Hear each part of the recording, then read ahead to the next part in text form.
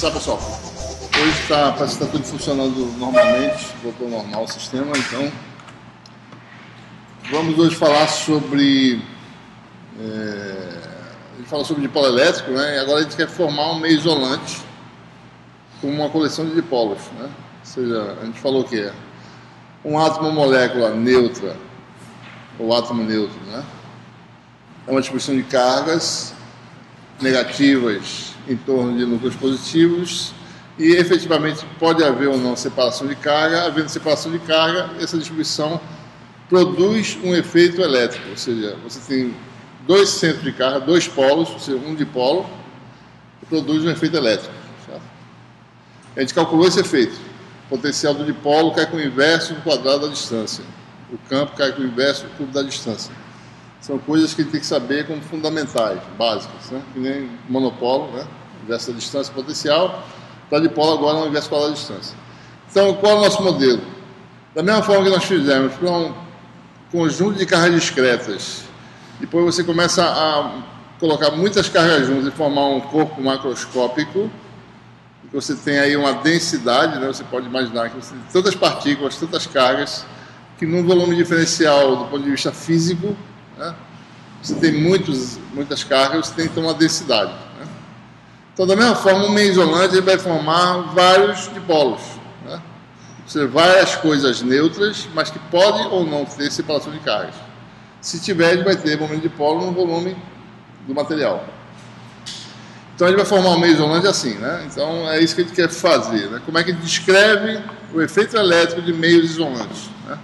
E, essencialmente, o que a gente vai falar é como é que o campo elétrico se comporta dentro de um meio desse tipo, né? Qual é a modificação que a gente precisa introduzir em relação ao que a gente já sabe sobre o vácuo, né? Com a introdução de meio isolante. Então, o que a gente vai falar? Vai falar sobre distribuição de polos, né? E daí vamos introduzir a função densidade adequada para dipolos elétricos, que é a polarização. Ao que dá a informação no volume diferencial, qual é o momento de dipolo daquele volume, né? Então a gente vai ter uma função densidade que é polarização, que na verdade é um vetor, né? Bom, a partir daí a gente vai conceituar cargas de polarização. O que quer dizer isso? Como é que a gente pode ver um meio isolante como tendo cargas separadas, né? E efetivamente, mesmo você tendo um efeito microscópico de cargas separadas numa molécula, se esse efeito é coletivo, isso pode se manifestar num corpo macroscópico, você tem a separação efetiva de cargas, né? Como se fossem cargas reais, né? Então, vamos falar sobre isso, cargas de polarização. Esse conceito é interessante porque você pode, muitas vezes, determinar campo de corpos neutros, utilizando esse conceito de cargas de polarização, né? E aí você vai falar sobre a relação constitutiva em meios materiais, em meio isolante, né? Ou de forma mais simplificada, a relação constitutiva.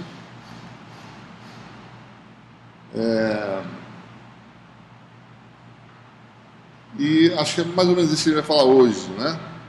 A gente vai introduzir aqui o vetor densidade de fluxo elétrico, ou seja, a definição real, né, para um meio qualquer. Uma vez definido esse conceito de polarização, a gente finalmente vai poder saber quem é esse novo vetor que a gente vai precisar.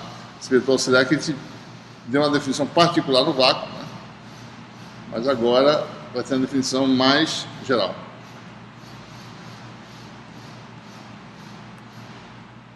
Ok? Então, muito bem. Bom, antes de a gente falar sobre a distribuição de polos,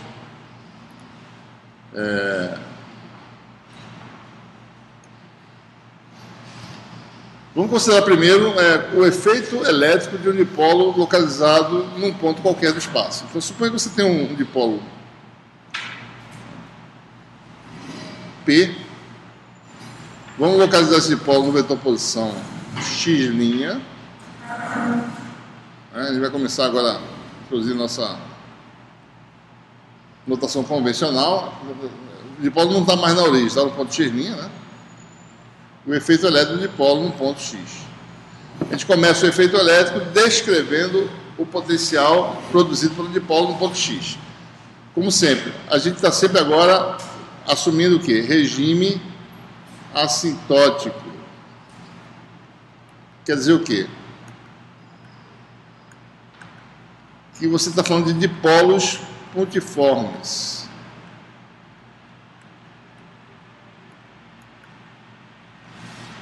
Tá? A dimensão física do dipolo é muito pequena em relação com a escala de variação do campo das grandezas físicas que a gente está estudando. Tá? Que nem carro pontiforme, mesmo tipo de coisa. Então, aquele nosso modelo, ou seja, o potencial é calculado naquela aproximação de regime assintótico. A distância é muito maior que a separação das cargas. Então, nós sabemos que, nesse caso, o potencial vai ser dado por potencial no ponto X. É o quê? Produto escalar do P com o vetor unitário que vai do dipolo, né, chamado de U, até o ponto de observação, né? Vou fazer uma linha reta mesmo, que é mais fácil, certo? Aqui está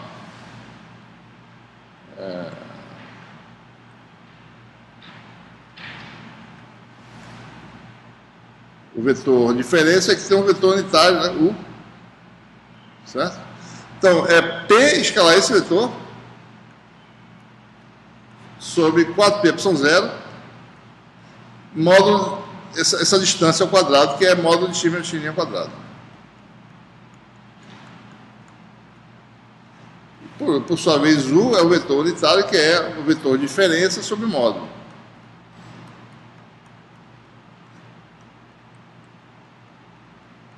E com isso a gente fica com a expressão geral em termos das coordenadas do ponto de observação, ponto de localização de polo e vetor polarização. Tá?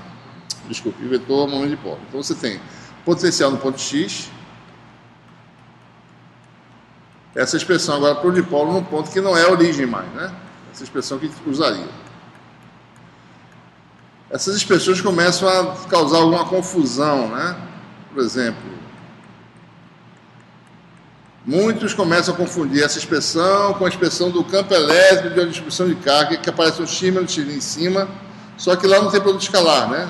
Nem tem momento de polo, lá tem densidade de carga, né? Se vocês lembrarem, né? Expressão para o campo de distribuição de carga, ela tem uma semelhança, mas não pode confundir, certo? É isso aqui, ó, é outra coisa. Aparece o x menos x em cima, aparece o cubo embaixo, né? É parecida, mas não é a mesma coisa, né? Mas isso aqui é um escalar, certo? Não tem produto escalar aqui, né? Então, isso aqui é uma soma de contribuições, né? A gente está falando de uma contribuição só parecida com aquilo ali, mas não deve ser confundida. Isso é um momento de polo, produto escalar com vetor diferença sobre o módulo ao cubo, certo? Significados distintos. Isso aqui é a função escalar, lá é o vetor, certo? É outra coisa, né? Então, não confundir essas coisas aqui, certo? Se vocês lembrarem disso aí. Muito bem. Então, isso é o efeito de um dipolo, né? Suponha que você agora queira formar uma isolante. Você vai ter o quê, então? Uma coleção. Você pode ter vários dipolos, né? Localizados. Eu posso calcular o efeito desse sistema, né? Se eu tiver o iésimo dipolo tendo momento PI coordenada XI, eu poderia calcular o potencial do sistema. E do potencial tem um campo elétrico que o sistema gera, certo? Teria o quê? O potencial seria o quê? Só somar, né? Num ponto X qualquer, a iésima coordenada, digamos, essa aqui é XI, né? Aliás, não é essa não, é essa outra aqui.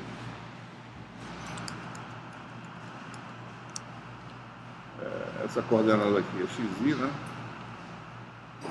Passar direto para cá. XI. Então eu calcularia por superposição, né? Somar os potenciais, soma escalar.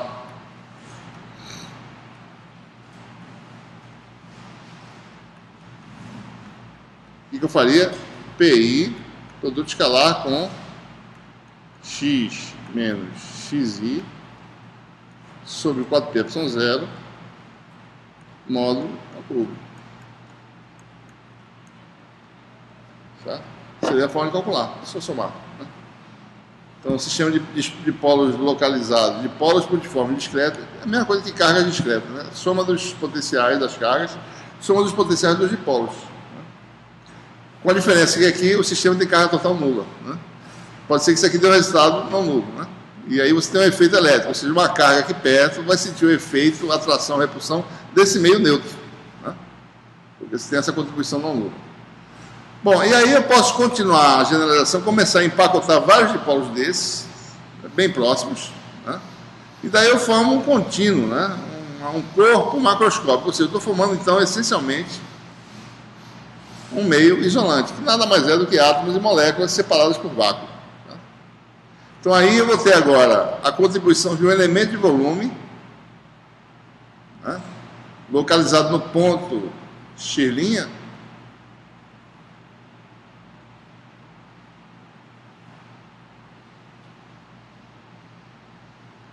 o efeito dentro ou fora do corpo, né? Vai ser no ponto X. A contribuição desse elemento variável, dV', né? Ele tem um momento de dipolo, que é quanto? Bom, uma diferencialzinha dP. Tá? Então, a contribuição desse elemento vai ser um dφ nesse ponto, que é simplesmente esse momento de polo, dP,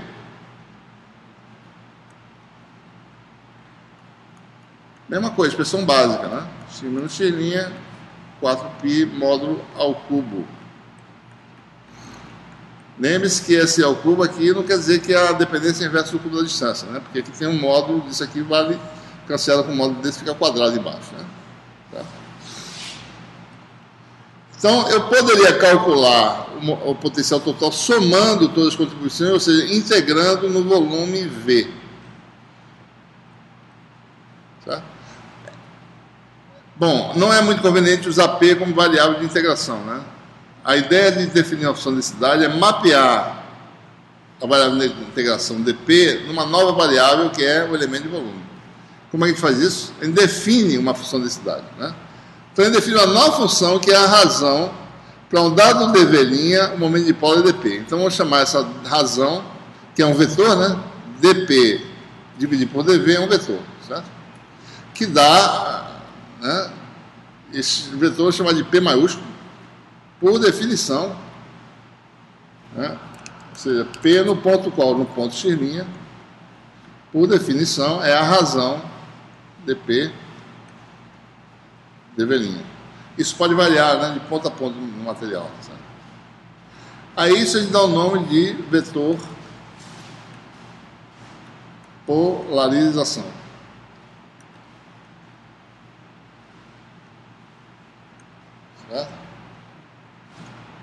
Então, é uma densidade, só que é uma densidade de vetor. Né? Um vetor densidade. Qual é a dimensão física dessa nova grandeza? Bom, a dimensão de momento de polo é produto de carga por comprimento, que é 1 metro. Dimensão de volume metro cúbico, sendo assim, né? Isso vai dar o quê? Densidade de carga superficial, né? Mesma unidade, né? Coulomb por metro quadrado. Certo? Então, quais são as características do vetor polarização? Se você sabe, num ponto material, a direção e sentido do vetor polarização, você, no fundo, está sabendo quem é a direção e sentido do momento de polo naquele volume. Porque eles são colineares. Ó. P é colinear com o momento de polo líquido nesse volume, que está aqui mais ou menos para cá, tá certo? Então, nesse ponto, o dP está para cá, então o P também está para cá, certo? P é paralelo a dP. Tá? São colineares, certo? dV é positivo, né? Mesmo direção e sentido. Certo? E se eu quiser, com essa definição, calcular qual é o momento de polo disso como um todo, certo? Qual seria? Integro, passo o dV para lá, né? Então eu tenho dP igual a P de X', dV'. Daí posso integrar e calcular o momento dipolo do corpo macroscópico agora, de uma coisa grande, certo? Seria P igual a integral de P de x', né? A integral de um vetor dv'. Ok?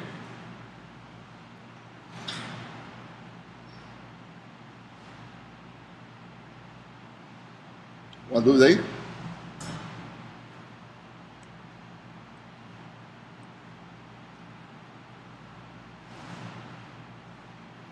Então, para que serve isso? Por exemplo, né, qualquer corpo macroscópico que eu saiba a função de densidade, né, suponho que eu saiba essa função de densidade, de qualquer tamanho, certo? Se eu estiver muito longe desse corpo macroscópico, eu posso ver esse corpo macroscópico como tendo um momento dipolo P. Exemplo.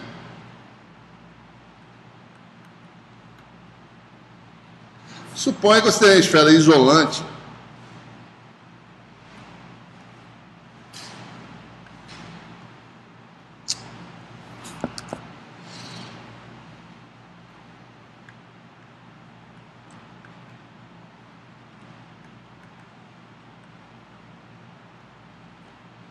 uniformemente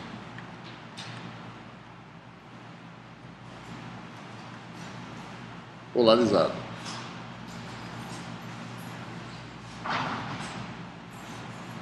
Certo? Isso tem uma esfera, né?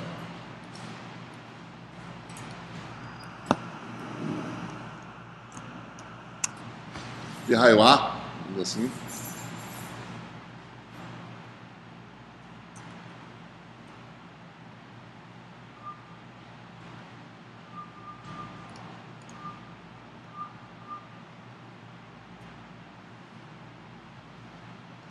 Esse é o centro da esfera, né?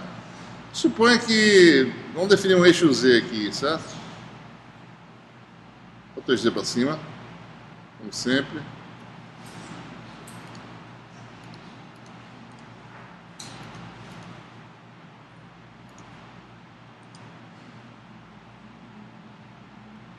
Suponha que essa esfera esteja polarizada uniformemente, ou seja, o vetor de polarização, ou seja, a densidade de polos é constante e a polarização no mesmo sentido, direção e sentido.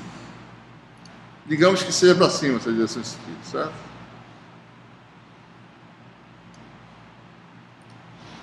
Então você tem aí um vetorzinho desse aqui, deixa eu fazer de vermelhinho também. Fazer isso aqui. Então a polarização está sempre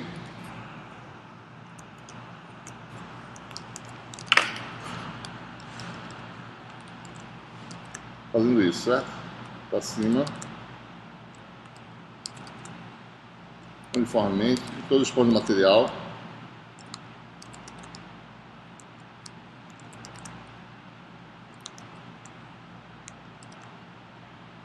Mais ou menos isso, né? Então você tem a esfera, de alguma forma você chegou nesse estado de polarização. Depois a gente vê como é que isso pode ser feito, certo?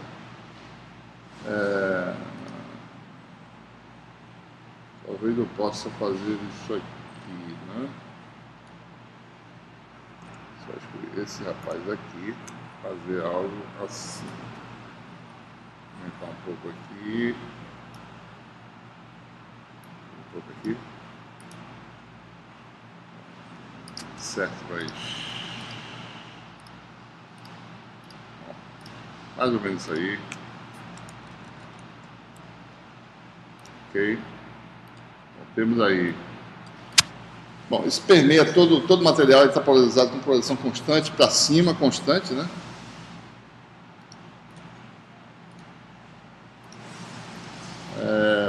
Daí a pergunta é a seguinte.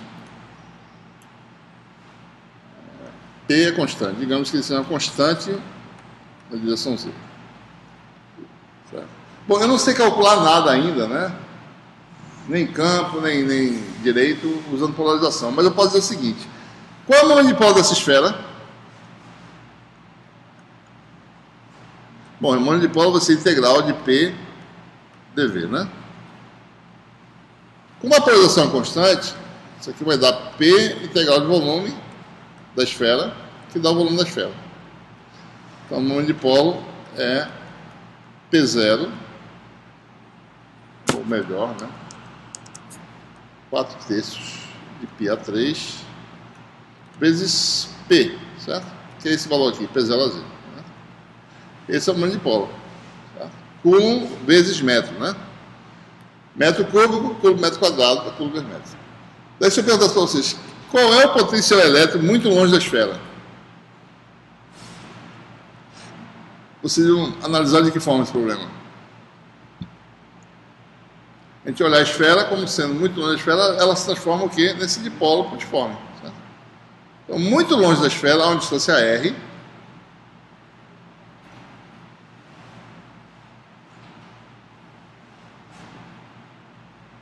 Né? O versor é AR. Certo? Então, o efeito elétrico dessa esfera, né, vai ser o efeito de um dipolo localizado. Então, você pode dizer simplesmente que nesse regime R muito maior do que A, essa esfera se comporta como um dipolo localizado na origem, ou seja, o potencial vai ser quem? Isso aqui, escalar AR sobre 4πr2. 4π0 no caso. E o campo elétrico é aquela expressão clássica. 3P escalar R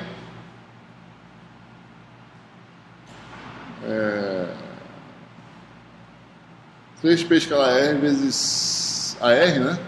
Menos P, certo? Sobre 4π0 R3. Né? Aquela expressão clássica.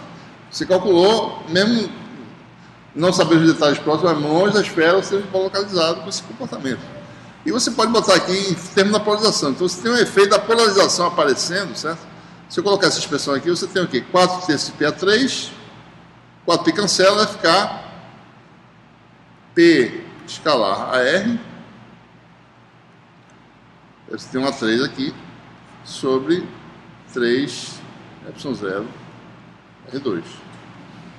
Tá? Ou, se quiser ainda, né? Isso aqui vai dar P0 a 3 cosseno de θ, porque P está na direção Z, né? Sobre 3ε0 R2. Então, observe, né? O efeito elétrico, né, vai ser proporcional à polarização do material.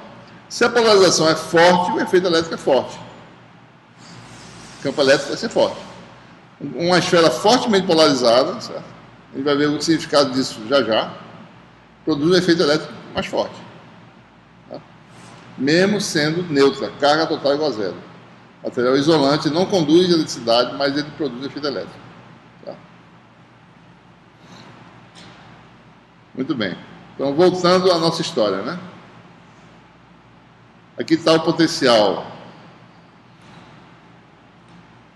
de um dipolo localizado. Mapeamos agora na função densidade e isso permite fazer o quê? Né? dP, como eu falei agora há pouco, é igual a P dV'. Isso aqui a gente bota aqui dentro, certo?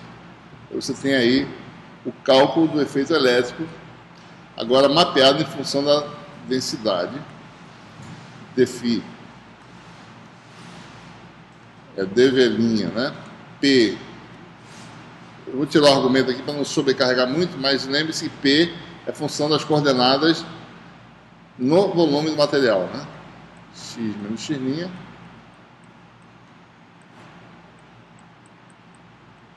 Pode ter opção 0 módulo ao cubo. E aí eu somo agora todos os potenciais de todos os dipolos, todos os volumes, e eu tenho agora o potencial de um corpo macroscópico neutro. O efeito elétrico agora a gente pode modelar, né, pelo potencial. E com o potencial nós calculamos o campo elétrico pelo gradiente do potencial, certo?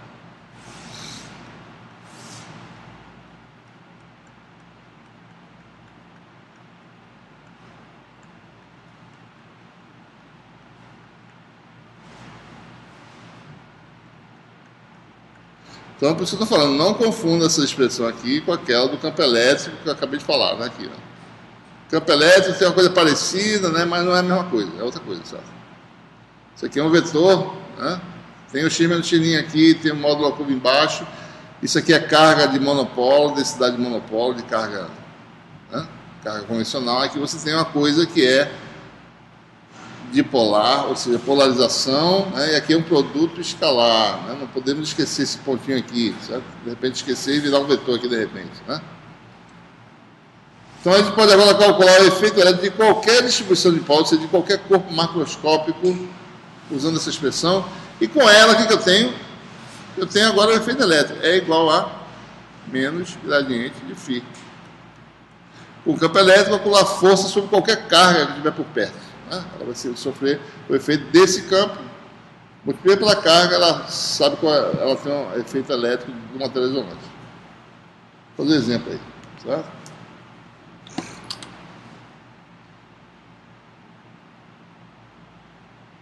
Fazer esse...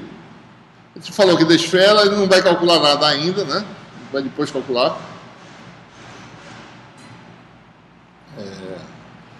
Lembre-se que é um pouco perigoso a gente calcular...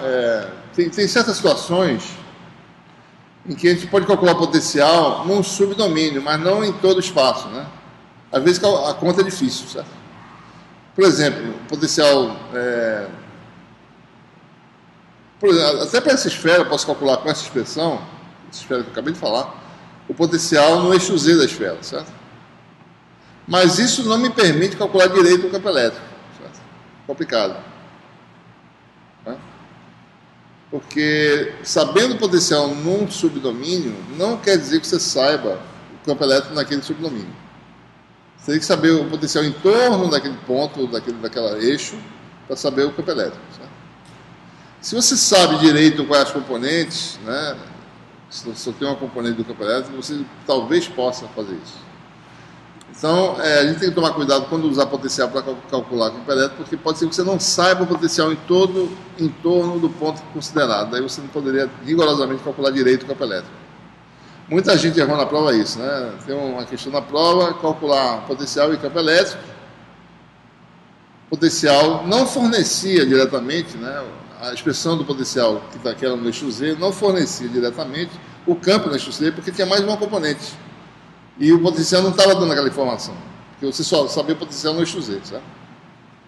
Então, faltou um pedaço da resposta para muita gente, né, no caso da prova. Então, a gente tem que tomar cuidado com isso, né? Se você souber o potencial em torno do ponto que você quer, você pode seguramente calcular o E total naquele ponto, o E vetor, certo? Então, vamos fazer um exemplo aqui que permite fazer as duas coisas, ou seja,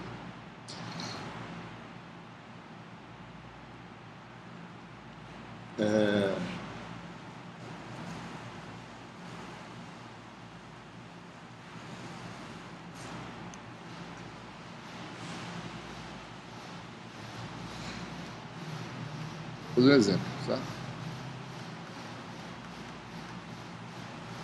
Vamos calcular o potencial de uma placa circular. Só para ilustrar, né?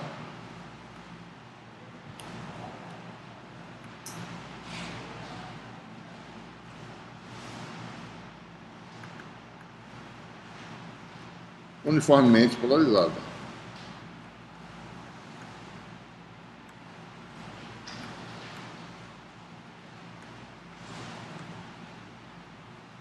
Temos aí um discozinho, certo?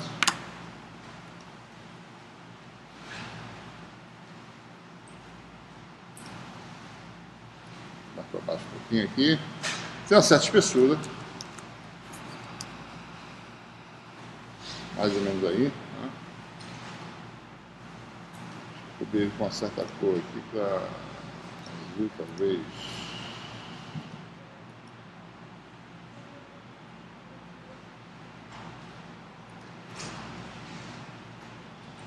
Azul. Bom, tem esse discozinho aí de espessura T, né?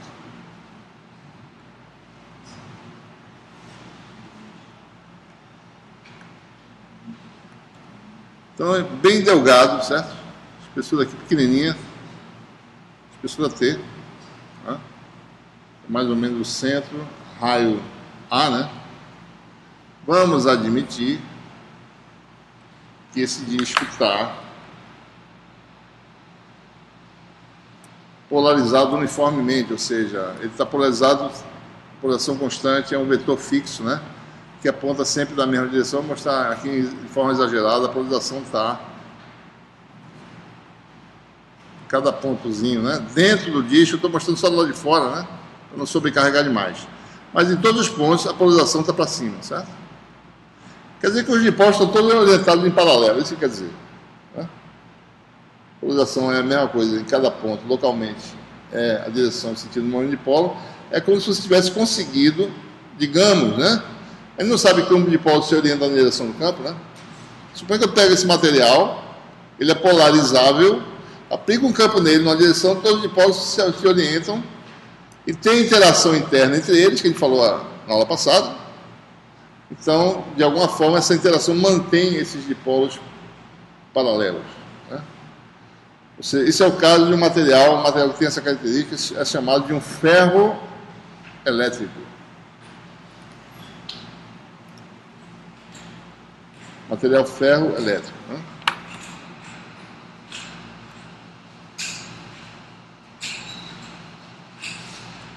Certo? Então o material ferro elétrico ele segura a polarização. A polarização fica, mesmo que você te retire o campo que você polarizou esse material, ele mantém essa polarização. Como o material ferromagnético, né? Tem aquela magnetização que vocês conhecem, você aplica um campo magnético, ele segura a magnetização. Né? O material ferro elétrico teria essa característica também. Né? Certo? Então ele tem aí, em todos os pontos, ele está polarizado, né? Com uma polarização constante.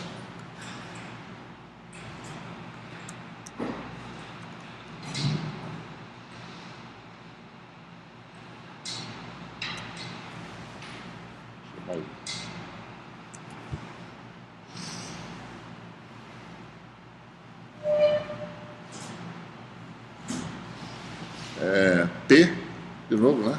Igual a P0 a Z. Posso perguntar, bom, quem é o momento dipolo dessa placa? De novo, né? P é integral de P dV. Quando a polarização constante fica tudo mais fácil, né? Volume da placa vezes a polarização. Volume é a área vezes a altura T, ou seja, isso aqui vai dar P πa2 T, esse vetor aí. Então, ela como um todo tem um monte de dipolo P. Se eu fosse bem longe dessa placa, ela se transformaria num dipolo localizado. A expressão era aquela mesma que a gente calculou agora há pouco. Né? Expressão citótica. Mas eu quero calcular o efeito elétrico no eixo Z, ou seja, potencial elétrico no ponto X igual a Z a Z. Temos aí um ponto sobre a distribuição, que é o X' que a gente precisa, né? É uma distância variável R', vetor unitário, né? AR'.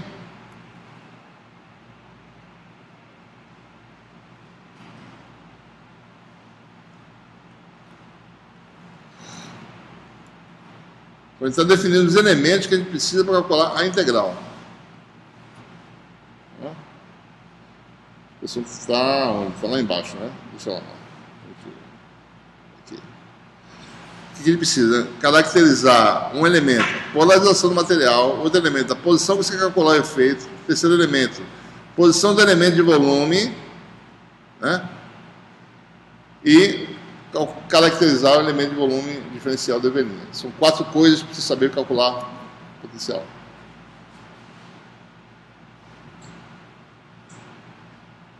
Né? Então nós temos posição, ponto do volume, o volume está aqui, ó. É um volumezinho, né? Cuja base é essa, e a profundidade é a profundidade T, né? Volumezinho aqui. Esse volume dV' seria o quê? Bom, isso aqui é tão pequeno que eu não preciso nem integrar na direção Z. Isso aqui vai ser T vezes R', dR', dφ' cilíndricas. Tá? Mas isso é uma aproximação, né? É. Se fosse extenso, eu teria que calcular a integral em Z também. O dipolo são moléculas, isso. As dimensões são bem pequenas. Se essa placa existe, esse T, por mais fino que eu faça ele, eu vou ter vários dipolos entre cima e baixo. É. Mas o momento dipolo de um comprimentozinho T desse é quanto? Vamos botar aqui. É um ΔP, que é isso aqui, vezes P, polarização. Certo? É como se você não precisasse nem se preocupar com a profundidade, né? Você diz que em cada áreazinha, R', DR', D'F', existe um momento de dipolo que é esse produto vezes essa área, DS', certo? É, P vezes T vezes S', que é o momento de dipolo desse comprimento, certo? Agora, se eu tivesse um cilindro extenso, eu tenho que integrar na direção Z também, não é o caso agora. Ele é muito pequeno, certo? Vou fazer uma aproximação só para um cálculo rápido aqui, certo? Mas tem no final do capítulo problema para calcular para um cilindro, né, de altura H, qual é o momento de dipolo, qual é o potencial e o campo elétrico, certo? Vocês vão fazer isso como exercício. Muito bem, então temos aí a caracterização das várias coordenadas, então potencial no eixo Z, por quê? E para calcular no eixo Z, porque fora do eixo Z se torna complicado calcular, né? A gente não tem ferramenta matemática para isso ainda. Então vamos nos restringir a nossas situações mais simples. Então, potencial no eixo Z, no ponto X igual a Z, né? chamar de φ para simplificar, tá certo? Então, o potencial vai ser... Bom, então a integral é dupla, né? Porque a integral na direção Z já foi feita, já a profundidade. Então, seria... Botar a expressão na ordem, dV', né? P de X', produto escalar com o vetor diferença sobre 4πε0 módulo ao cubo.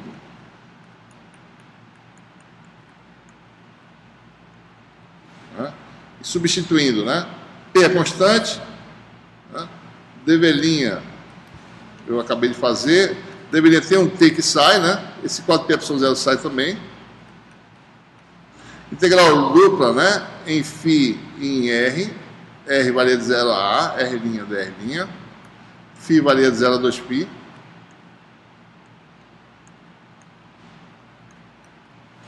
Aí aparece P, né? Vamos lá.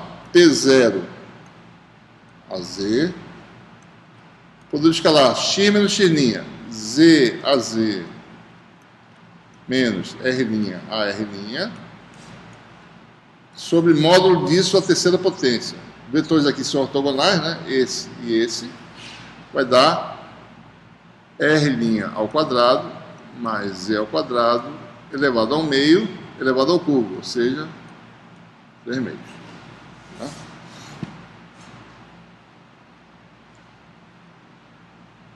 Observe que produto escalar aqui, né? AZ escalar Z dá quanto?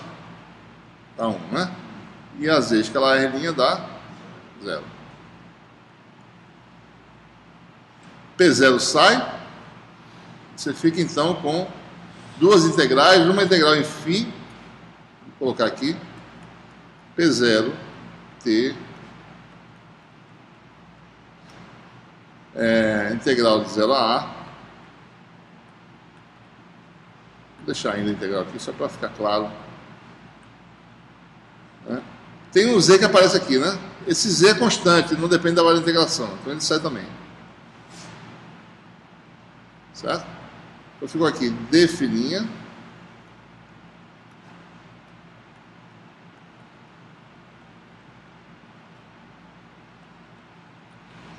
Essa integral direto, né? Dá 2π. Isso aqui sai. 2π com 4π dá 1 meio. Temos integral que não é difícil calcular, né? Vai ser R' dR',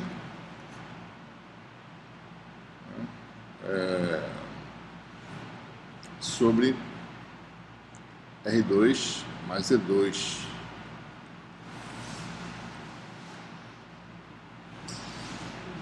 Tá?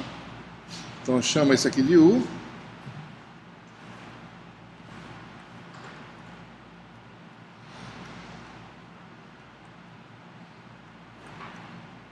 du vai virar, isso aqui é R' quadrado, né? 2, ou melhor, né? Du sobre 2 vai dar R' dR'. E para R' igual a 0 você tem Z2 no limite inferior, para R' igual a A você tem A2 mais E2. Então você tem o potencial, vai dar P0 TZ 2 ε0 integral de Z2 até A2 mais Z2. Tem um meio aqui, né? Daqui 2 vezes. U elevado a menos 3 meios.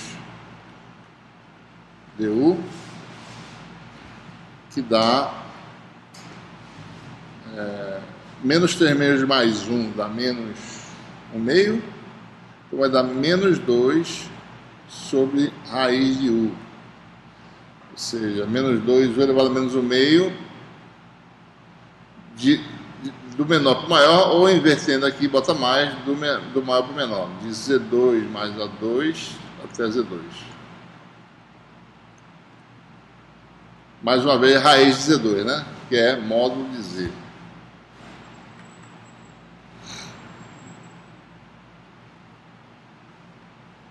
Dois sobre módulo. Menos 2 sobre A2 mais Z2, né? Raiz quadrada. Certo? Esse é o resultado da integral. Esse 2 aparece lá embaixo de novo, né? Então fica aí o potencial no eixo Z. Vai dar o quê? P0TZ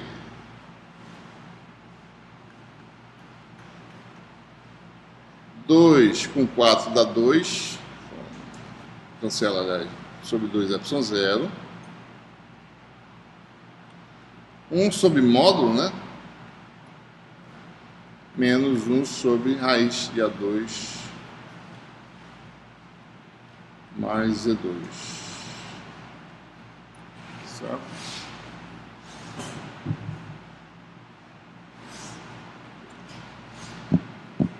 Esse é o resultado, certo? Eu posso, por exemplo, bom, no regime assintótico, quem é o potencial? Ser muito longe no eixo Z, vai dar quanto? Eu podia simplesmente, bom, deixa eu fazer Z muito maior que A, certo? Aqui. Por exemplo, para módulo de Z muito maior do que A, né? Quem é o potencial? Eu podia fazer uma aproximação bem de ordem zero, né? Despreza A direto aqui, mas aí vai dar 1 sobre módulo sobre 1 sobre módulo dá zero, né? Daí eu perco a informação, tá? É claro que o potencial vai dar zero, mas de que forma ele vai cair para zero, né? Você tem que pegar o primeiro termo da expansão aqui. Se Z é muito maior que A, você tem aí, ó, 1 sobre A, 1 mais Z2 sobre A2 elevado a menos 1 meio, né? Que é esse termo aqui, sem nenhuma aproximação. Botou A2 de evidência, né? Ficou 1 sobre A, ficou 1 mais Z2 sobre A2. E aí você usa o primeiro termo da aproximação inteira, né? 1 sobre A, 1 menos Z2 sobre 2 A2. Isso é o contrário, né, pessoal? Está tudo errado aqui.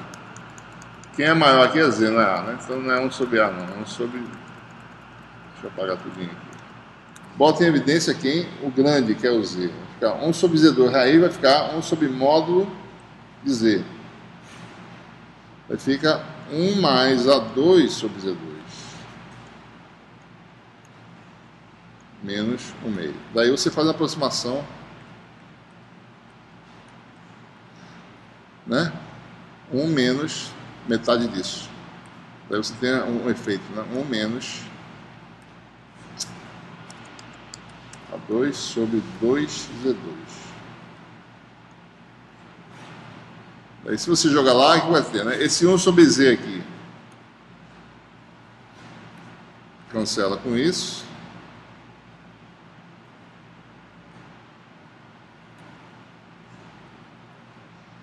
Sobra esse menos com menos mais, né?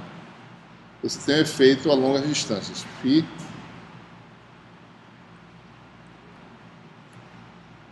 para minha cor original. Vai tender, né, a uma... Você vai ter aqui Z sobre Z2, certo? Módulo de Z, né? Então você vai ter P0 T A2, né? Sobre 4 epsilon 0. P0T A2 sobre 2 com 2, 4 epsilon 0. Z sobre Z2, que dá, e módulo de Z, vai dar 1 sobre Z módulo de Z, certo? Isso aqui só quer dizer o seguinte, né? Se Z for positivo, dá potencial positivo. Se Z for negativo, dá potencial negativo, porque módulo de Z dá menos Z, vai dar menos Z2, certo? Né? Então, é mais ou menos isso aí. Isso tem sentido? Não? Vamos ver, né? O que é momento dipolo? P0, π A2, T. Então, P0 A2T vale P sobre π. Então, isso aqui vai tender a P sobre 4πε0, Z módulo de Z, certo? A expressão assintótica do potencial é qual? P escalar AR,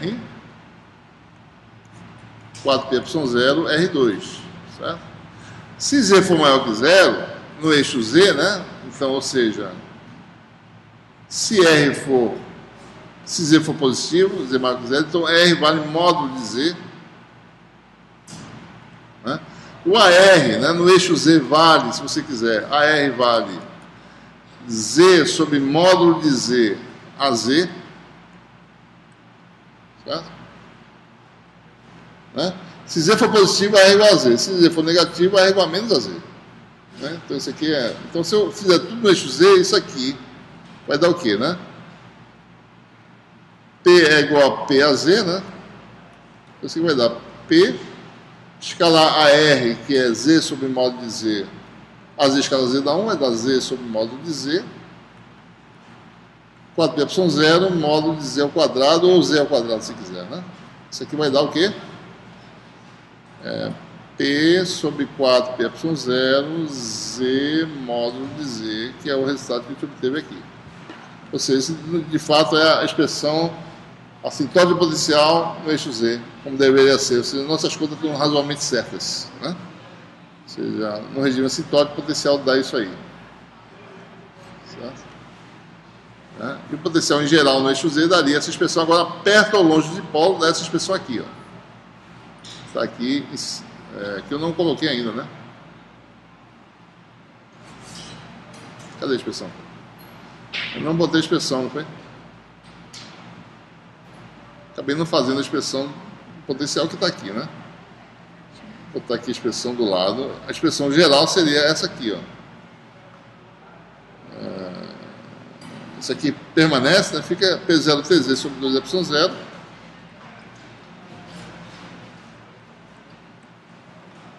Um sobre módulo de Z, menos 1 sobre A2 mais E2 raiz.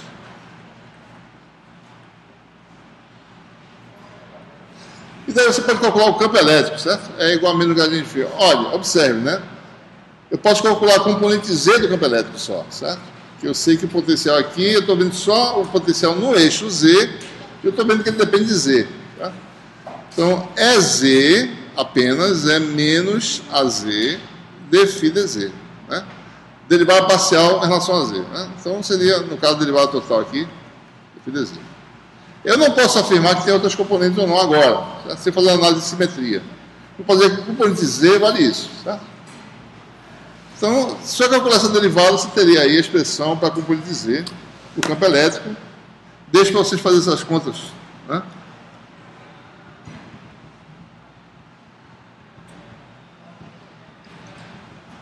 Vou mostrar que dá isso aqui, ó.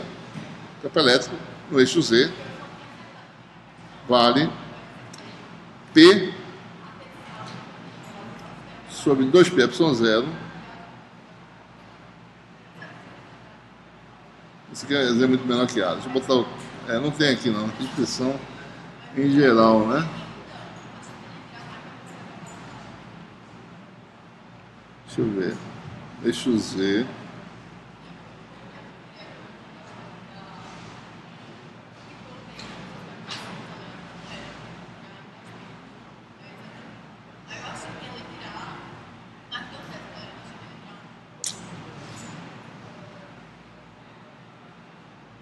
Ah, não, tá certo. Não, tá. Essa aqui está a expressão. Deixa eu botar aqui só 2πε0, A2 mais E2 elevado a 3 meios, certo? O campo elétrico está sempre no sentido do momento dipolo no eixo Z, seja no eixo Z positivo ou negativo, né? Observe que para Z positivo, isso aqui vai dar quanto? 1 sobre Z sobre mod Z, Z sobre Z que dá 1, derivado de 1 dá 0, certo? No eixo negativo, isso aqui vai dar Z sobre menos Z que dá menos 1, derivado de menos 1 também dá 0. Então, o campo elétrico só depende da derivada disso aqui, que vai dar essa função de 3 meios aqui embaixo, né? Certo? Se vocês colocarem, bom, se Z é muito grande, né? Você pode desprezar o A2 aqui, vai ficar Z3 e vai dar o campo de um dipolo a longas distâncias, certo? Então, para mostrar para vocês, bom, isso é um material neutro na forma de uma placa que foi polarizada permanentemente e produz um efeito elétrico, certo? Sumiu. Está aqui.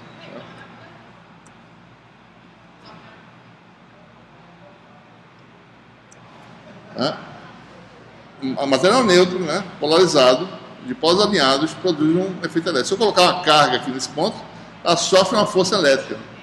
Ou ela é puxada ou é repelida, dependendo da polarização do material, né? Por exemplo, se eu colocar nesse caso, se os dipolos estão alinhados para cima, uma carga positiva aqui, então onde a carga vai? Para cima, né? Porque a parte positiva do dipolo está aqui, certo? E a parte negativa está aqui embaixo. Então o que está acontecendo aqui é como se tivesse uma separação de cargas. Uma placa de cima positiva, que são as pontas do dipolo em cima, e as negativas embaixo, na parte de baixo. Então a parte de cima empurra, que está mais perto, né? E a negativa puxa, certo? Mas essa aqui empurra mais, né? Está mais perto, o efeito é mais forte, digamos assim. Então o efeito líquido é para cima, né?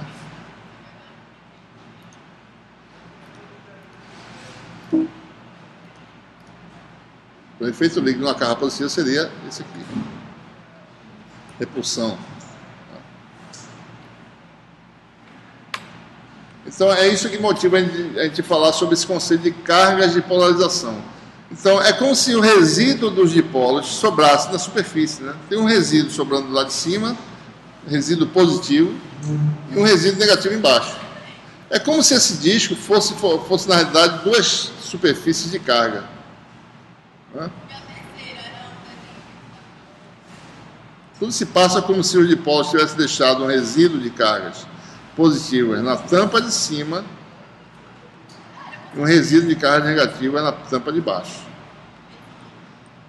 Então, efetivamente, mesmo o material sendo neutro, o fato das cargas estarem separadas é que produz o efeito elétrico. A separação de cargas. É a existência de polarização. Polarização líquida quer dizer separação efetiva de cargas. Separação de carga quer dizer efeito elétrico. Certo? Então é disso que ele vai falar agora. Okay? Agora, isso em termos numéricos é um valor de quem? Pode ser. Depende de quão intensa a polarização, né? No caso elétrico é pequeno, no caso magnético é forte, né? Os materiais magnéticos têm uma força magnética forte, né? O efeito magnético é mais forte. O efeito elétrico não é tão forte assim. Essas aplicações desse tipo de material polarizado dessa forma? Olha, isso aí tem aplicações não só em eletricidade, convencional, mas em outras áreas, né? Em ótica, por exemplo, né? Materiais que têm essas características têm propriedades e desviam a luz de forma distinta, né? Dependendo de como a luz passa nele, sabe? Mas tem aplicações, né? Você pode fazer chaveamento, né? Usar esterese, esse material exibe esterese, que a gente vai falar na próxima aula. Você pode criar estados, né, de polarização e guardar isso como memória, né? Memória de ferroelétrica. O quê? Não tem material que polariza a luz, né? Quando a luz entra por ela, só sai do sentido. Mas a polarização lá é outro conceito, não é esse conceito aqui não. É outra coisa.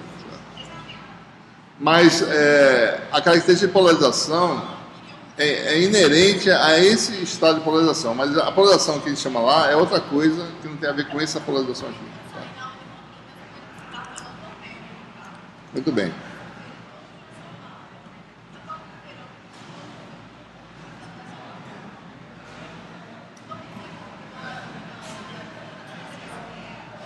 Bom, então vamos falar sobre esse conceito. Ele acabou de ver, né? Existe uma separação efetiva de carga. Como é que a gente vê que isso existe de fato, né? Então vamos falar sobre cargas de polarização.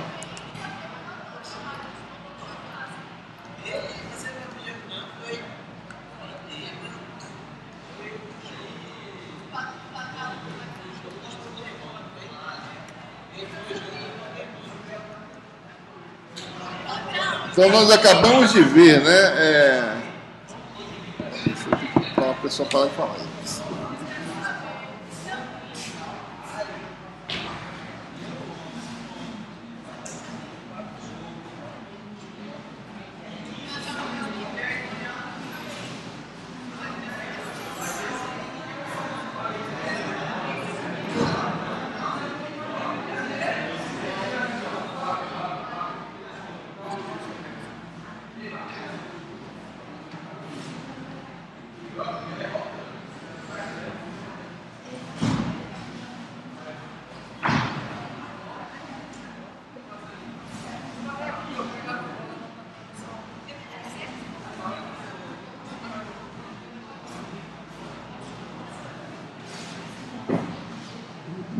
Suponha que você tem agora duas coisas simultaneamente, cargas livres, certo? E dipolos. Posso calcular o efeito do conjunto dessas duas coisas, né? Cargas livres representadas pela função densidade de carga.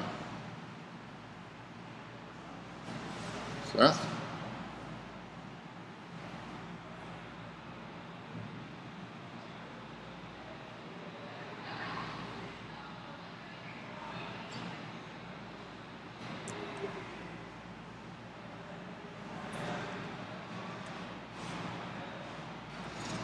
Então você supõe que você, vamos de forma abstrata modelar, num volume você pode ter cargas que são livres, né?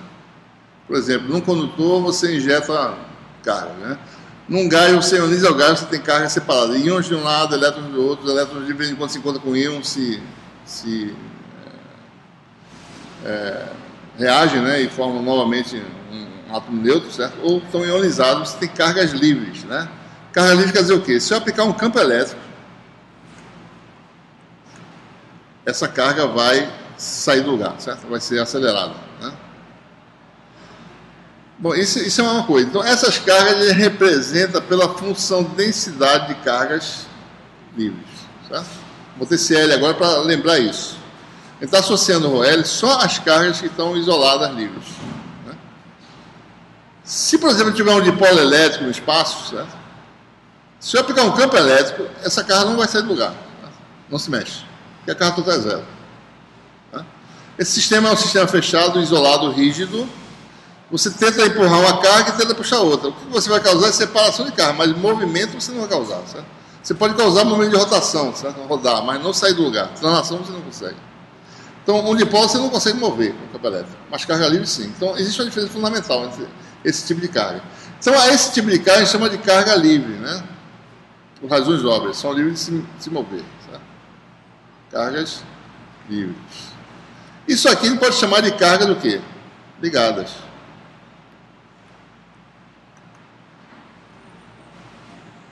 Essas são livres de se moverem sob a ação do campo, essas não conseguem se mover. Então você pode ter feito o conjunto de duas coisas, né? Você pode ter, por exemplo, aqui um material totalmente cheio de carga, né? Uma região com gás ionizado, com a densidade de carga ρL. Do lado de cá você tem um material isolante cuja polarização é P, né? Então o seu sistema é esse sistema aqui, ó. Você tem essas coisas. Então, para todos os efeitos, eu posso dizer que em cada ponto do material eu posso ter uma coisa ou outra, ou as duas coisas simultaneamente, né? Deixa eu aumentar um pouco aqui, certo? Então, você pode ter simultaneamente essas coisas. Deixa eu diminuir.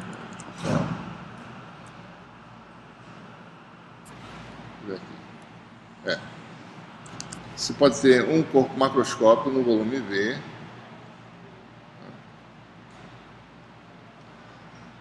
Então, num volume de velinha, suponha que você, se tiver densidade de carga livre, você tem a função ρL, certo?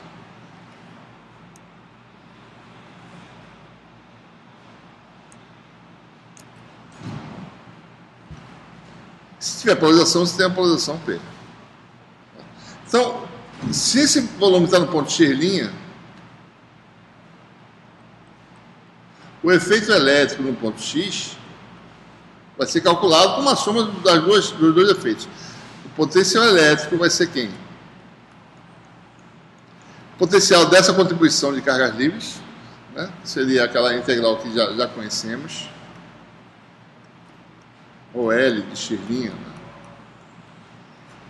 4π epsilon 0 módulo de X', mais o efeito das cargas ligadas, né?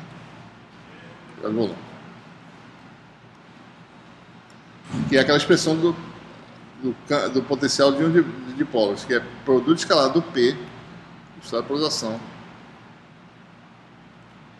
X menos X',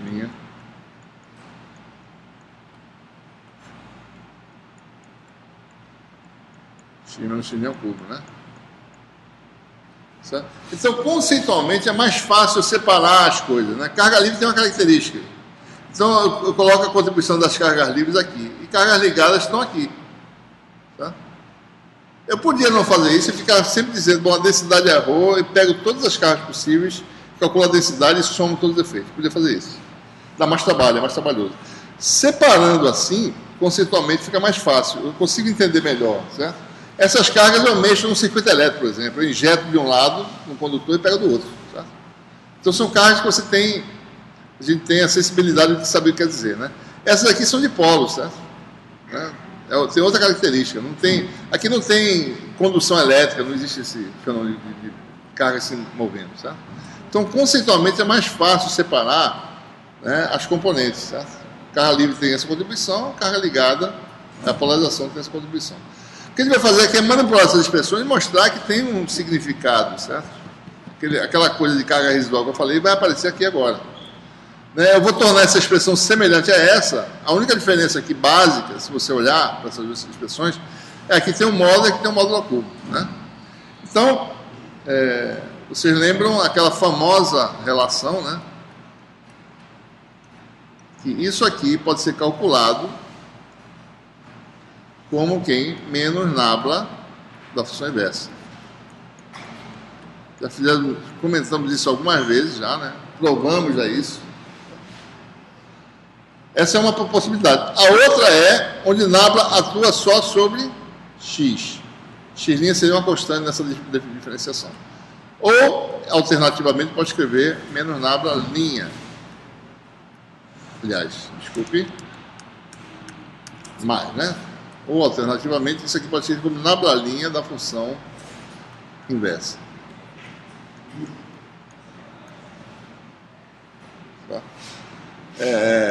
Agora, nabla linha aqui quer dizer o quê? Atua sobre x', que é a variável. X seria uma constante. Tá? Ou eu uso isso, ou eu uso isso aqui. Certo? Eu vou usar agora para a interpretação que a gente quer, a gente precisa usar essa expressão. Então, ele vai pegar isso aqui, substituir pelo nabla linha da função inversa, né? Então, vou olhar só para essa expressão aqui agora.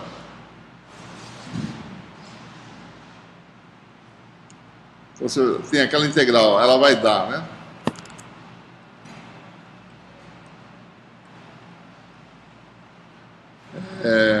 Integral de dv' p escalar nabla linha sobre nabla linha da função inversa. E tem aqui ainda o 4π0 que eu esqueci, né?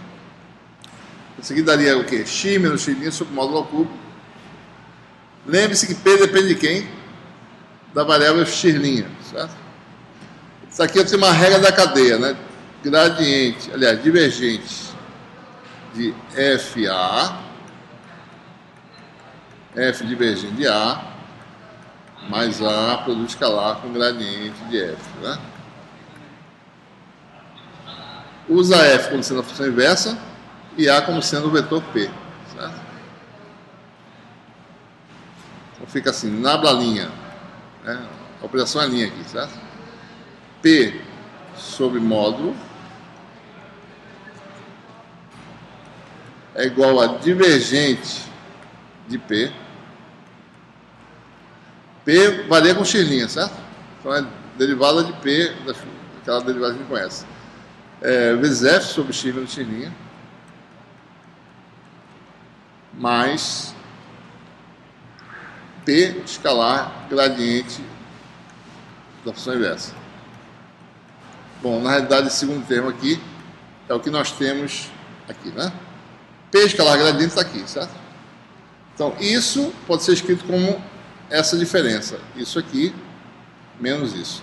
Observe como, fazendo isso, apareceu um módulo embaixo aqui, né? Que é o que eu queria, certo? Esse foi o objetivo, na realidade. E apareceu esse termo adicional que a gente vai interpretar.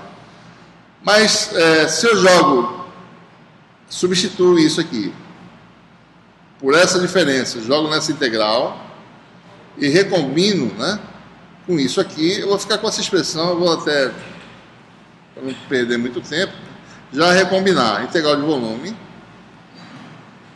de ρL menos divergente de P, porque tem o mesmo denominador,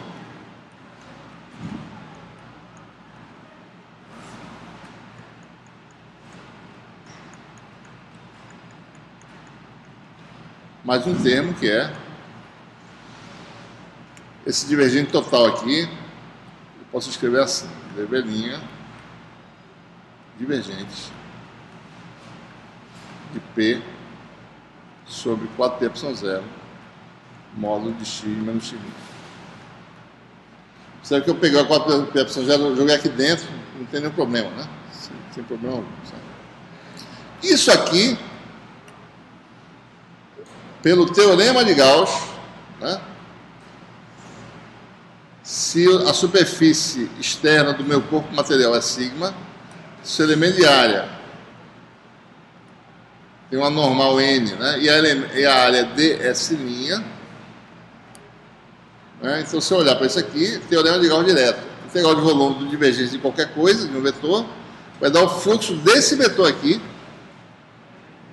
né, vai dar o fluxo para o exterior da superfície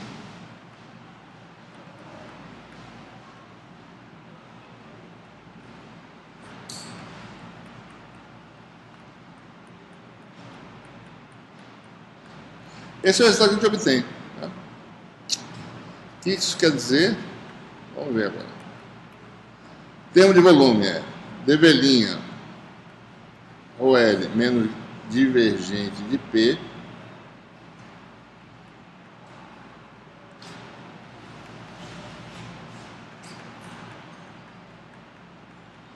mais esse termo aqui. Então, essa é a expressão que a gente obteve agora, certo? A gente agora começa a olhar para essa expressão e tenta interpretar em termos das coisas que a gente já conhece.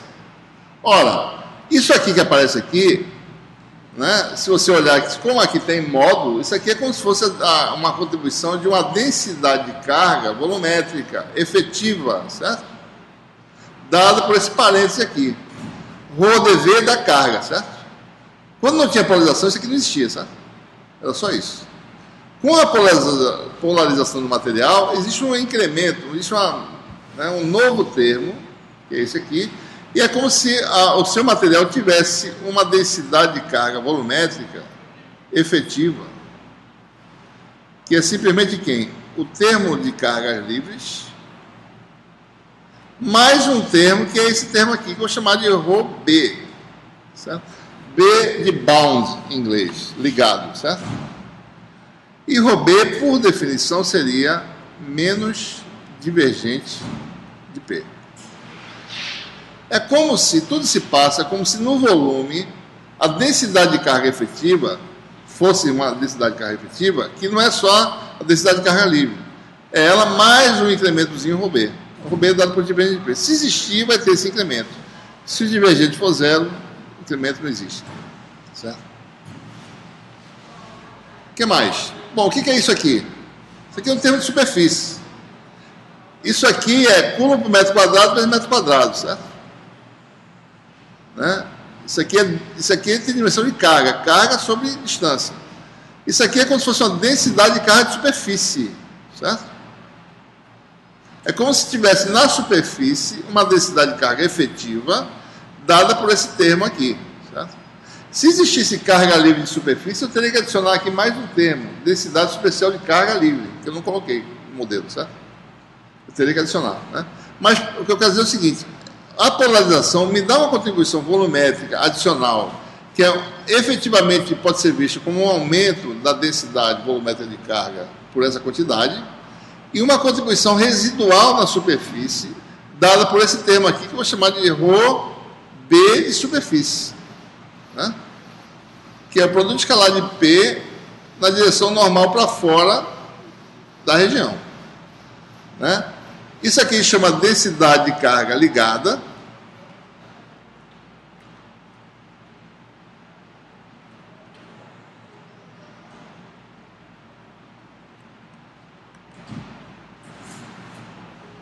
Né? Isso aqui de densidade superficial de carga ligada.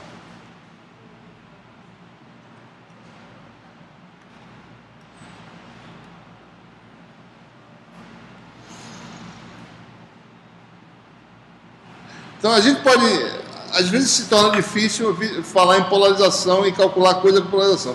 Mas se você modelar o seu isolante como tendo cargas equivalentes, ou seja, no volume, uma densidade de carga ligada menos de P e na superfície P escalar N, você pode simplesmente tirar seu material né, e substituir por essas cargas equivalentes. E calcular o campo de cargas equivalentes como você sabe calcular convencionalmente. Né? A gente sabe calcular campo de carga livre, né? Simples, certo? Você vai fazer superposição no caso do potencial ou no caso do campo elétrico, certo? Se você souber modelar o seu isolante com as suas cargas, souber a função P, calcular divergente de P, né, e o P escalar N, você tira o isolante, bota no lugar essas cargas equivalentes e tem um sistema de cargas, você pode calcular o campo de forma simples, certo? Então, é isso que a gente mostra aqui. Né? Então vamos ver na prática como é que a gente pode fazer cálculo de campo usando esse conceito de cargas ligadas.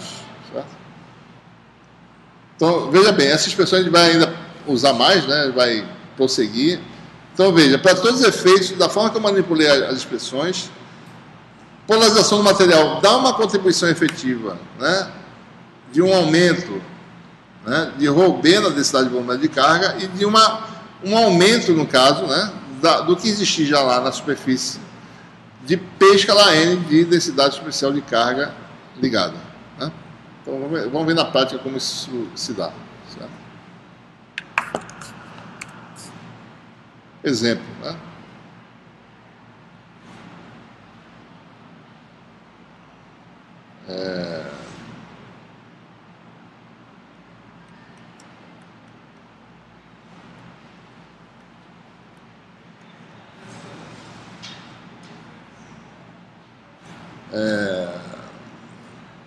Cargas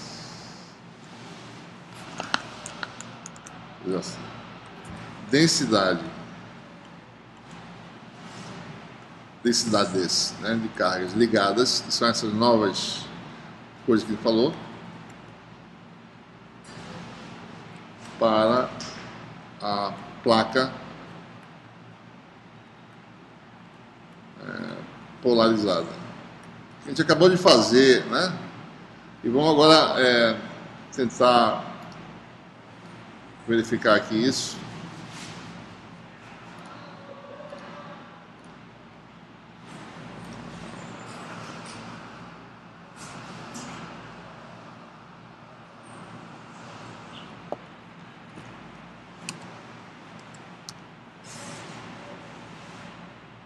Se eu consigo fazer isso rápido ou não.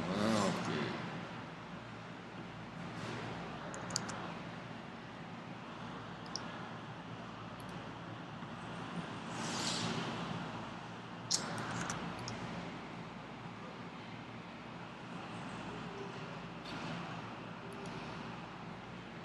Vou botar assim,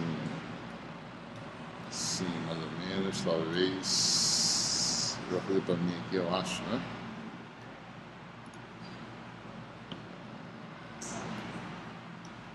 Bom, vamos botar assim mesmo, né?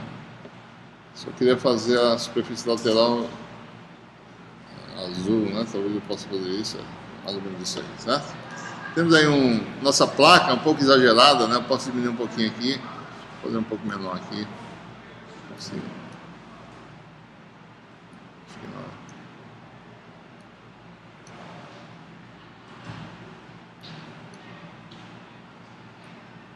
Eu vou fazer, na verdade, um cilindro, tá certo? Fica mais fácil da gente perceber, né? Se você tem um cilindro polarizado uniformemente, né? Ele não vai calcular nada, só vai mostrar o que ele quer dizer, o que ele representa na realidade, certo? Tem um cilindro aí. Vou botar o eixo Z aqui, né? Raio A. Vamos dizer que o cilindro está polarizado uniformemente, com polarização constante, né? P igual a P0 a Z. Então não é placa, né? Para cilindro polarizado, certo? Né? Então vamos... O que eu posso fazer? Eu tenho... Se eu quisesse calcular o campo desse cilindro, uma coisa que eu posso fazer é calcular diretamente o campo, né? Eu substituo o cilindro pelas cargas equivalentes desse cilindro. Nesse problema, eu não tenho carga livre, certo? Só tenho um cilindro isolante, não existe carga livre. Por definição, o material isolante não vai ter carga livre no seu interior, certo? Ele é neutro, né? Então, isso aqui, digamos, ele tem uma certa altura, né? Altura H. Então, você tem aí...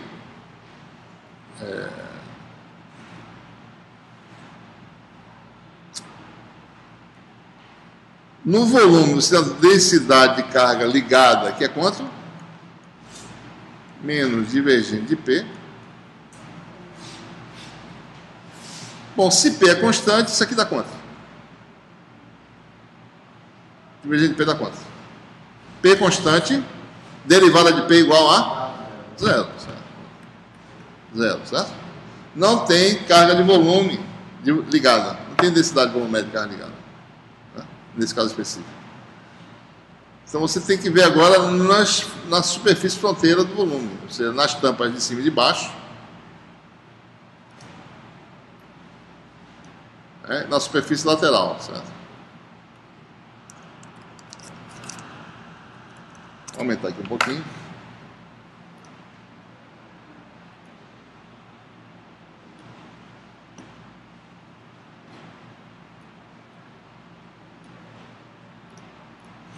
Então, aí está o cilindro agora, né? Então, o que eu estou fazendo? Se vocês olharem para a expressão lá, né? A expressão tem o potencial, né?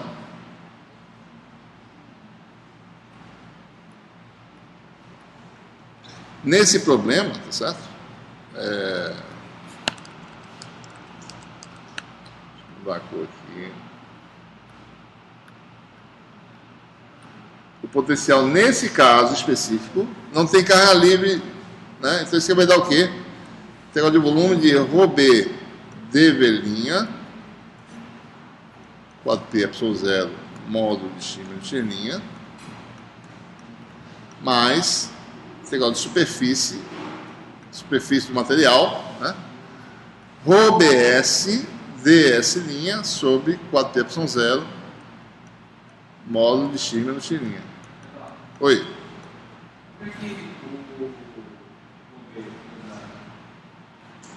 P não é constante? Divergente é derivada. Mas não é P, constante, mas é constante. É constante. P é constante. Se o vetor é constante, a divergência de um vetor constante dá zero, porque a divergência é derivada do vetor. Se você quiser calcular, é dpx dx, zero. dpy dy, zero. dpz, que é constante, dz, dá zero. pz é p0, né? Tá?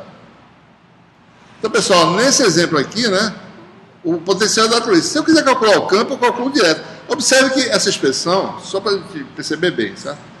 É como se você tivesse essas cargas aqui equivalentes, né, cargas ligadas, em que lugar? O vácuo. Você tira o isolante, bota essas cargas no lugar e o resto preenche com vácuo, certo? Então, se eu quiser calcular o campo elétrico é direto aqui, é gradiente de φ menos, né? Vai dar aquela expressão dV', ρB, x menos x', sobre 4π0 módulo de x menos x' ao cubo. Eu calcularia dessa forma, certo? Mais a contribuição da superfície, mesma coisa.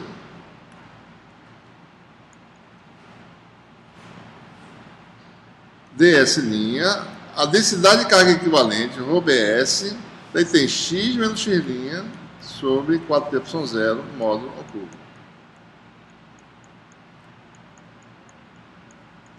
Né? Quando eu coloquei cargas equivalentes, eu calculo o campo direto, né? Certo? Assim que ele calcula. Porque menos gradiente de φ vai dar essa expressão aqui, que é a expressão original, né, de uma distribuição de carga no vácuo, dá isso. Tá? Então você pode olhar o seu cilindro como sendo essas cargas equivalentes. Então vamos analisar. No volume não tem isso aqui. Então esse termo aqui está zero, né? Tanto para o potencial, não existe, como para o campo elétrico. Então só tem carga de superfície. Como nós sabemos que esse cilindro produz um efeito elétrico, a gente acabou de falar numa placa, né, o cilindro também teria, certo? Dentro e fora, né? Posso calcular o efeito? Então, deve existir esse ρbs aí que a gente vai ver agora. Aqui, né? Com o ρbs, você tem a tampa superior. Porque o ρbs aqui, lembrando, P escalar o N para o exterior, né, do material, na superfície. Bom, nesse caso aqui, o N é AZ. E P é constante. Então, na tampa superior, vou chamar assim, ρbs, vou chamar de ρbs+, vai ser P0, AZ, escalar AZ, que dá 1. Na tampa inferior, o N para fora é para cá, certo?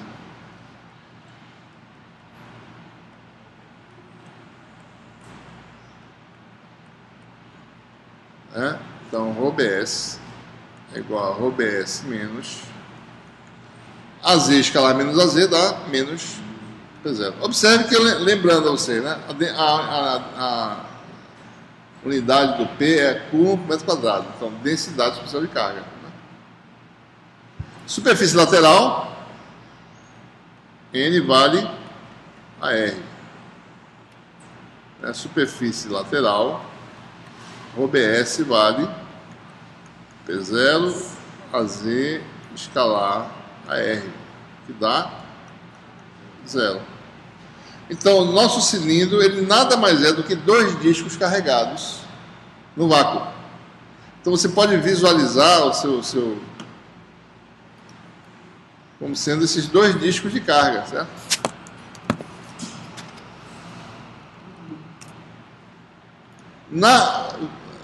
Na placa de cima, você tem um disco carregado positivamente.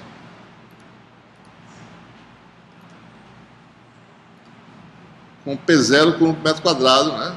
Nessa aqui em cima, certo? Na placa, no disco de baixo, tem a carga negativa. Resíduo, né? Então, por exemplo, se eu quero calcular o que é o campo aqui no centro, né? Vai ser o campo desse disco de cima mais o campo desse disco de baixo, que vai dar uma soma para baixo, né? Vai dar um campo não nulo, né? Você tem um campo para baixo aqui, certo? Então esse disco vai formar realmente um campo, né, elétrico, certo? Algo assim, né? Você tem na realidade 2 dipolos, né, separados, né? Carga bem separada de uma distância H aqui, no caso, né? E aqui você vai ter, né, talvez algo assim, né? Esse disco de carga, certo? E aqui você tem um campo para baixo, né? No eixo Z. E o campo aqui chegando em cima, aqui embaixo. Então, esse é o efeito elétrico. Nada mais é do que simplesmente carga, resíduo de carga. A sobra das cargas de polo. O que aconteceu aqui? O que aconteceu aqui foi o seguinte: esses coisas aqui. Seus dipolozinhos, né? O efeito coletivo dos dipolos foi produzir no volume, né,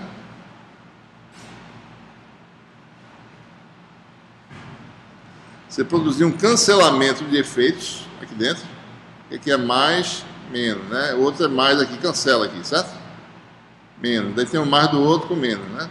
Então foi isso que aconteceu. Na prática é separação de carga. A polarização nada mais é do que isso, né? Então sobrou o resíduo da cauda do dipolo embaixo, digamos assim, né? Negativa, e o resíduo positivo em cima.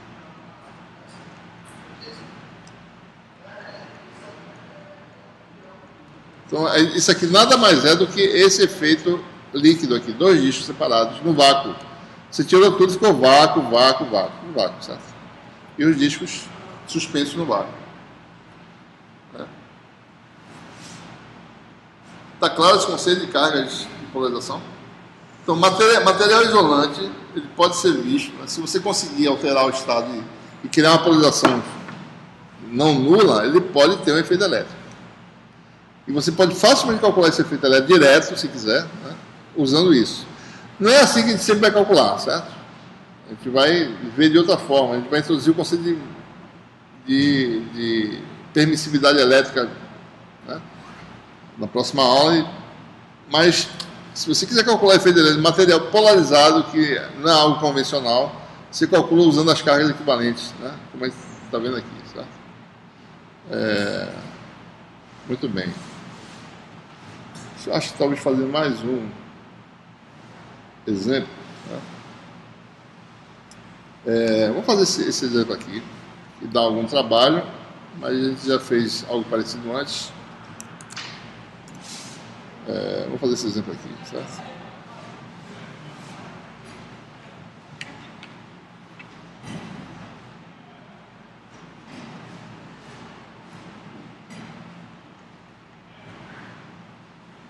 Vamos voltar à nossa esfera, né? A gente está falando de algumas situações em que a gente pode... Essa situação que eu vou falar agora é fisicamente realizável, né? Esfera polarizada uniformemente. Quero calcular o campo no centro da esfera.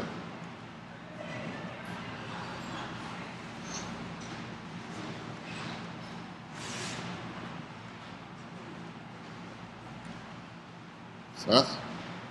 Então, se você tem uma esfera aí, a gente falou sobre ela hoje já, né? E ela está...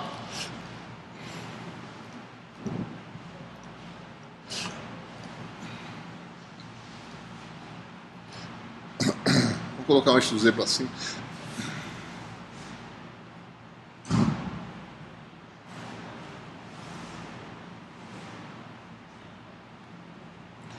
Essa esfera, mais uma vez, né, tem polarização uniforme, raio A. Em todo o volume da esfera você tem uma polarização constante no eixo, pro eixo Z, né? Nós fizemos isso, falamos sobre isso hoje já, né? A gente calcular o momento de dipolo da esfera, etc. Certo? Então, mais uma vez, consideramos o caso de uma polarização uniforme.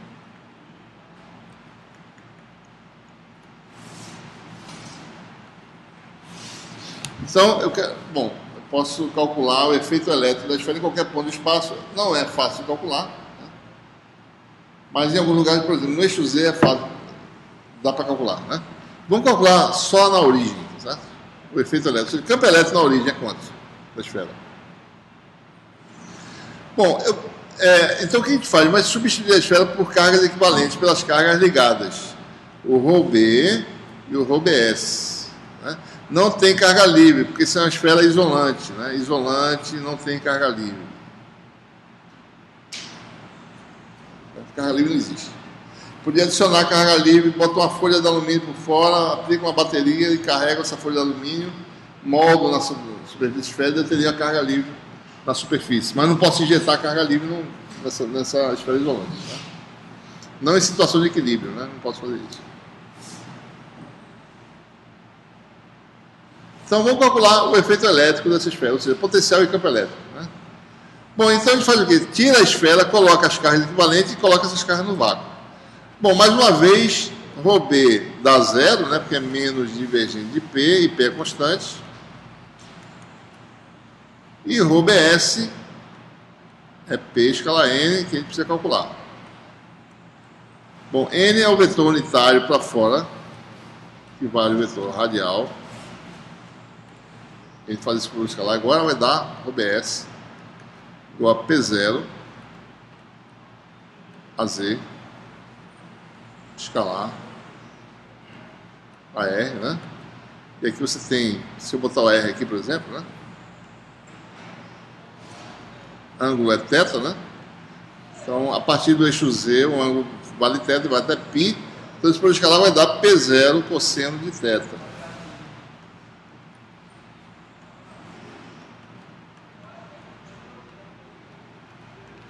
Então, aí está nossas cargas ligadas que modelam o problema. Não tem carga de volume e tem carga de superfície variável, né? Carga de superfície é variável.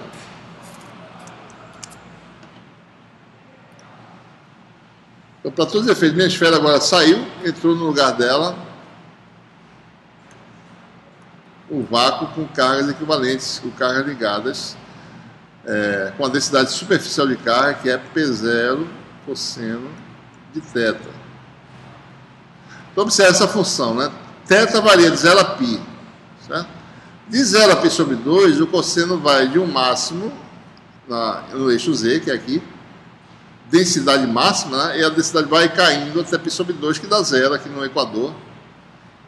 Daí aqui muda de sinal, vai negativo, negativo, negativo, e aqui fica negativo máximo, certo? É a função cosseno. Então você tem essa distribuição de carga, positivo mais denso aqui, daí vai ficando mais rarefeito até não ter nada aqui, certo? Então você tem essa densidade variável, né? No hemisfério norte, negativo no hemisfério sul. Variável. Certo? Você pergunta para vocês, bom, essa distribuição de carga, né? Quem é o potencial no eixo Z, no centro? Dá para dizer sem calcular? Pelo jeito da distribuição que está aí.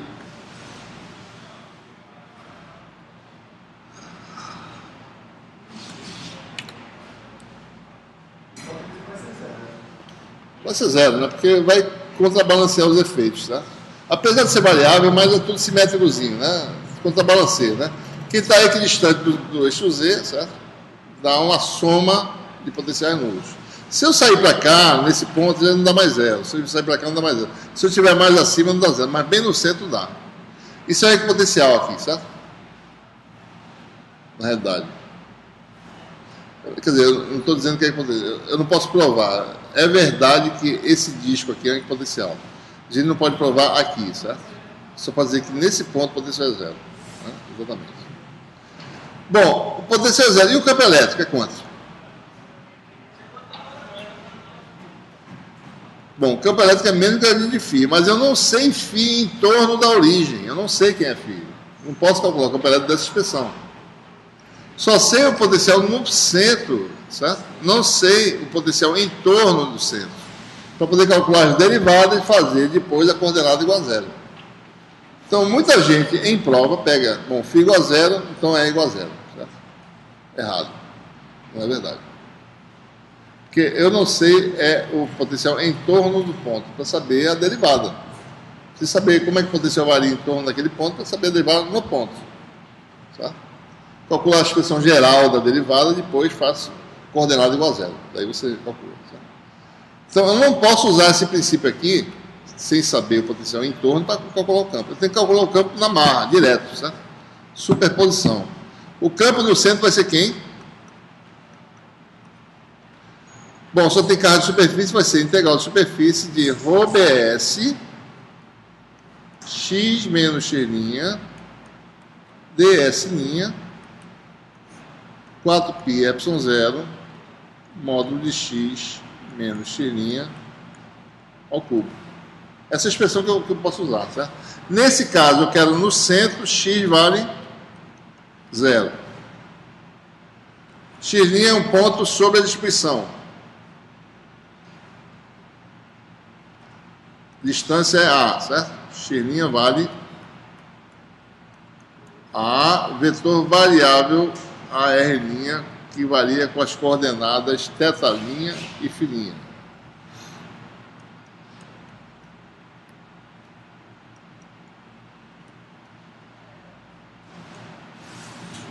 Certo?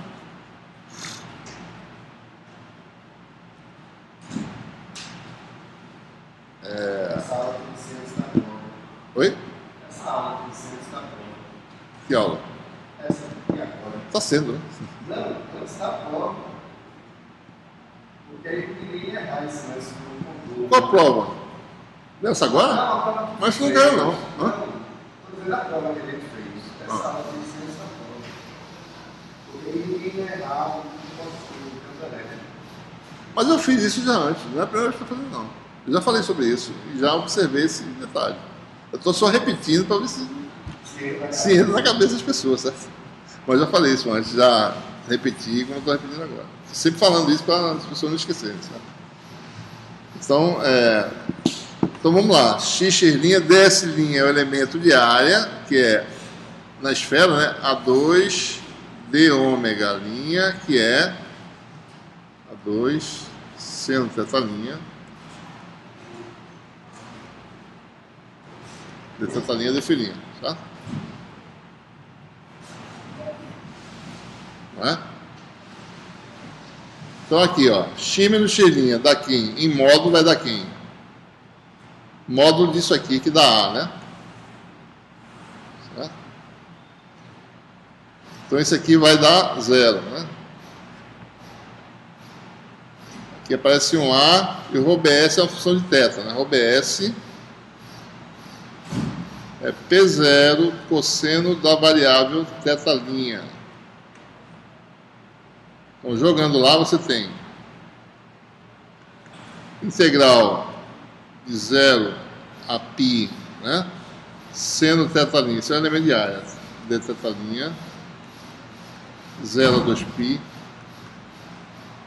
Tem um A2 que eu esqueci, né? De φ'. ρbs é quem?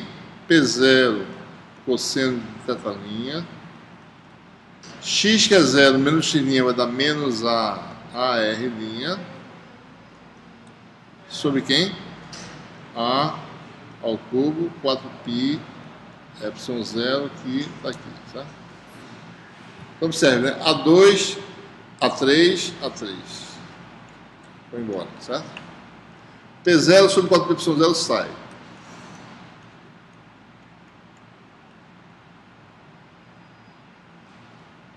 Você tem integral de cosseno θ seno, né?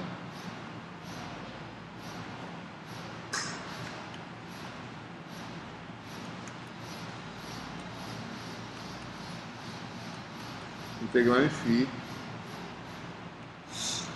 Tem um menos, né? Esqueci. Tem um menos aqui. AR', definia, certo? A R' decompomos em cilíndricas, vai dar quem? A R' em cilíndrica, né? Vai dar uma componente na direção Z e uma na direção do AR', minúsculo.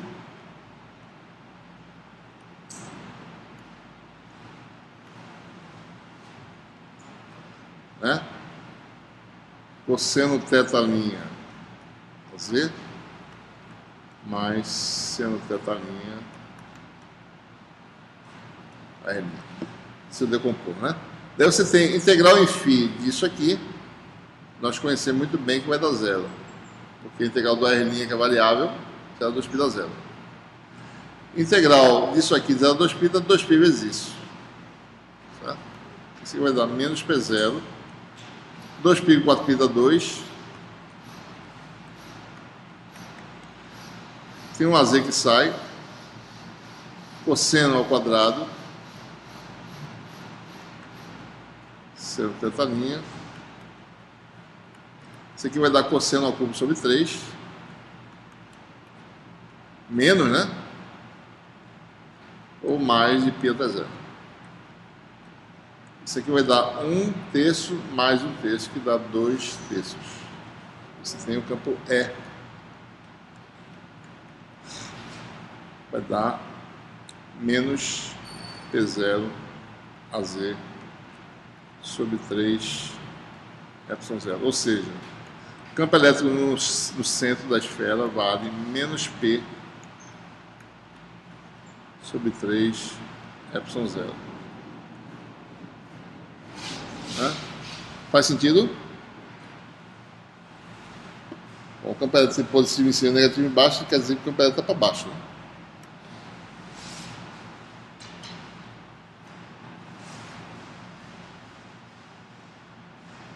Aqui no centro, certo? Pode se mostrar, gravem bem esse resultado, isso é coisa importante, certo? Dois resultados importantes. Primeiro,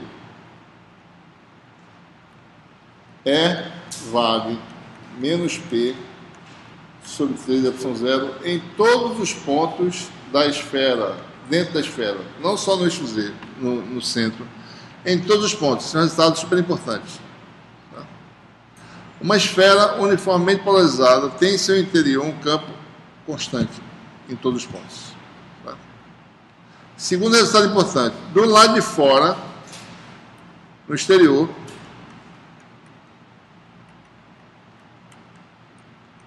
o potencial, e depois do campo, né, é exatamente igual o potencial de um dipolo elétrico, mesmo perto da esfera ou longe, em qualquer lugar. Certo?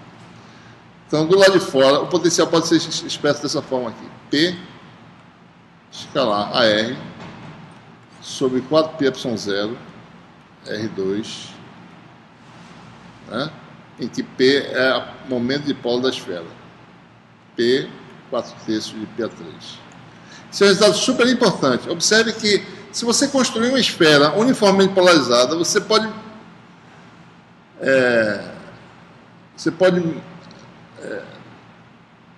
dizer, certo, que ela é a representação de um dipolo ideal, de um dipolo pontiforme. Porque do lado de fora da esfera, ela tem o comportamento de um dipolo pontiforme, certo? Exato. Porque essa expressão você lembra, né? O dipolo pontiforme ser longe do dipolo, a expressão é essa. Para a esfera, em qualquer lugar do lado de fora, o potencial é exatamente essa expressão aqui, sem aproximação nenhuma. Certo? Então a esfera é um dipolo, na realidade, é um dipolo muito parecido com um dipolo elétrico, certo? Tem o seu... Se você for ver as linhas de campo, né? E no potencial você tem... O campo elétrico faz isso aqui, ó. Uniforme aqui dentro, certo? Deixa eu desenhar a mão.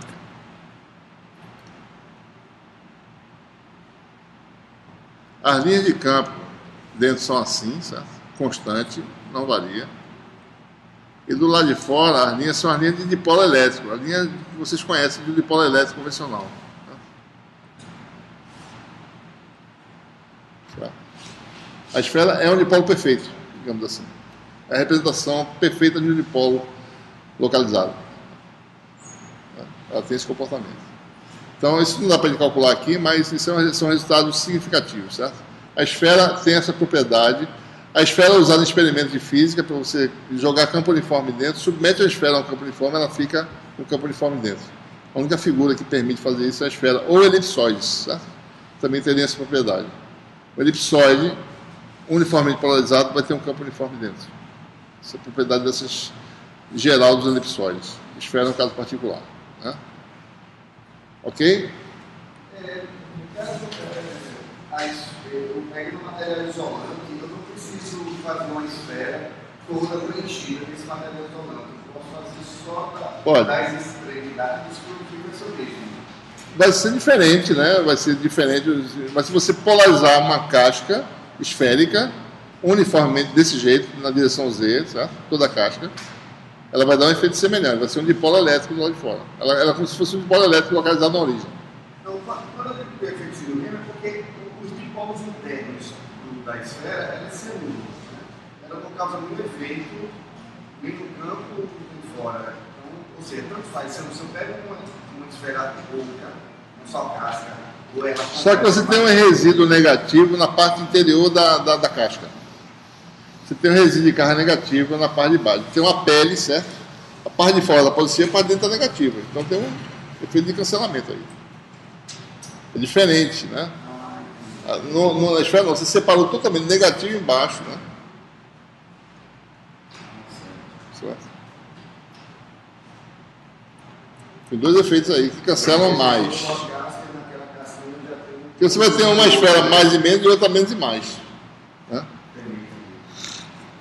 Pessoal, vamos fechar aqui, tá? Com... bom, e daí, né? Depois disso tudo, certo?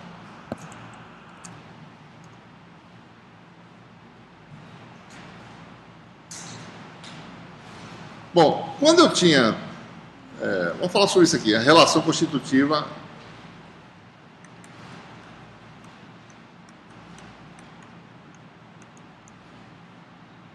Vocês sabem que quando eu tinha potencial dado pela essa expressão aqui, quando tinha só carga livre, né?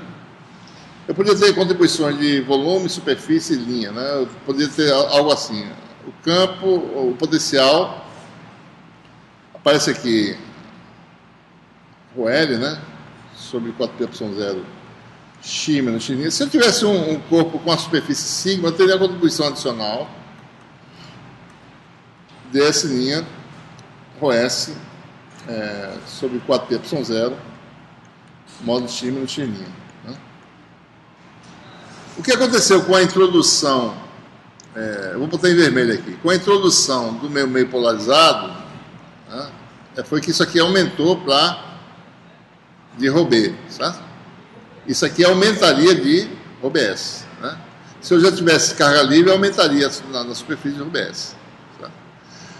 Bom, esqueça o vermelho, vamos olhar só para o preto aqui, antes de introduzir a polarização. Quando era assim, carga de volume, carga de superfície e carga de filamento, que eu não estou colocando aqui só para não ficar muita coisa, mas a pergunta é, quando eu tinha isso aqui antes, como é que eram as equações de Maxwell, né? Nós tínhamos que rotacional de E igual a zero, que não muda nada, né? Isso continua válido. E tinha assim, divergente de ε0E, vamos voltar para o ε0E original, certo? Era quem? Era esse termo que aparecia aqui, certo? Né? É o termo que aparecia aqui nesse ρL, né? A densidade de carga que aparecia aqui, que é ρL. Com a introdução disso aqui, isso aqui a gente chamou de ρ efetivo, observe o seguinte, isso aqui, mesmo existindo o RS, ele não aparece na equação de Maxwell, na equação diferencial. Ele só aparece como resultado de processo de integração, certo? Vocês lembram, né? Eu não uso isso nas equações diferenciais. Eu levo em consideração quando eu integro em torno dessa superfície ou do caminho de densidade de carga ρL que eu tiver aqui. Então, o que é que aparece aqui? Você pode ter termos de volume, termos de superfície, termos lineares, mas a densidade que você vai ver aqui nas equações de Maxwell, que aparece no segundo membro, é a volumétrica apenas. Quando você usa a lei de Gauss e integra isso aqui, aparece a carga envolvida pelo cilindro, que vai dar... Porque a gente está idealizando, né? Isso é uma idealização, né? Então a gente não sabe lidar com essas idealizações como densidade ainda, certo? Então a gente formula as coisas assim. Bom, a gente bota na equação diferencial a parte volumétrica. Quando integrar, eu lembro que tem carga de superfície e levo em consideração essa carga de superfície. Ou carga de filamento, certo? É assim que a gente faz. Então, sempre que aparecer termo de superfície, é isso que vai acontecer. Bom, a pergunta é a seguinte: como apareceu agora polarização, isso aqui efetivamente é isso aqui. Então, a modificação que vai acontecer nas equações de Maxwell, mesmo com o aparecimento desse termo aqui, vai ser a introdução do termo de volume no segundo membro. Ou seja, isso não é mais ρL, mas é a soma dos dois, é ρ efetivo. Então, essa equação tem que ser modificada para essa nova equação.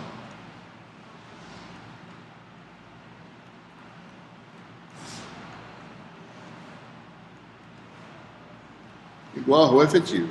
Então, essas são as equações de Maxwell agora, levando em conta a matéria isolante. Antes só tinha vácuo, né? Agora com a matéria isolante com carga ligada, certo?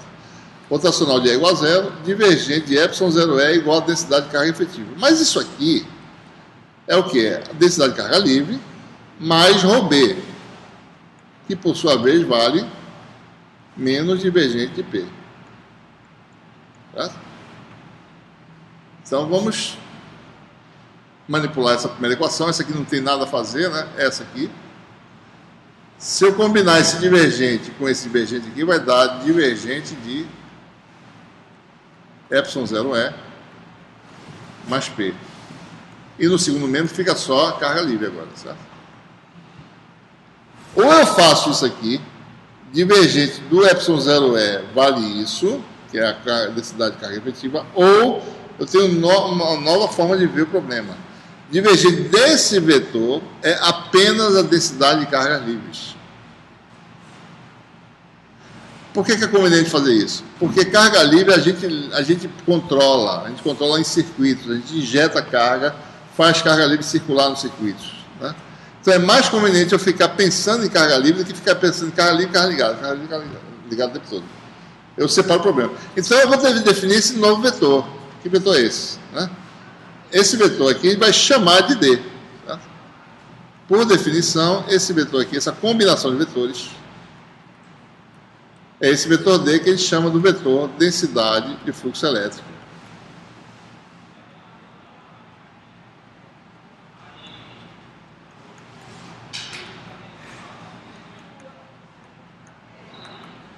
Né?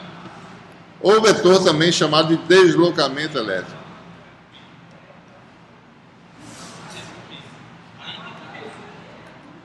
Então, se você conhecer, se você está no material, sabe a polarização do material, né?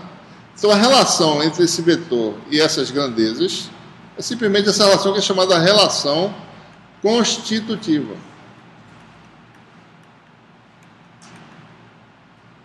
Certo? Então, observe, D tem a mesma dimensão física de P, com 1 metro quadrado, né? E as equações de Maxwell agora mudaram, né? Rotacional de E igual a 0. Divergente de D igual a densidade de cargas livres. Não está nem olhando para a carga ligada aqui, certo? O D é como se ele só visse as cargas livres. Ele só está relacionado com as cargas livres, né? E a relação, para mim, resolver essas equações, são duas equações, duas incógnitas, tem que ter uma relação constitutiva.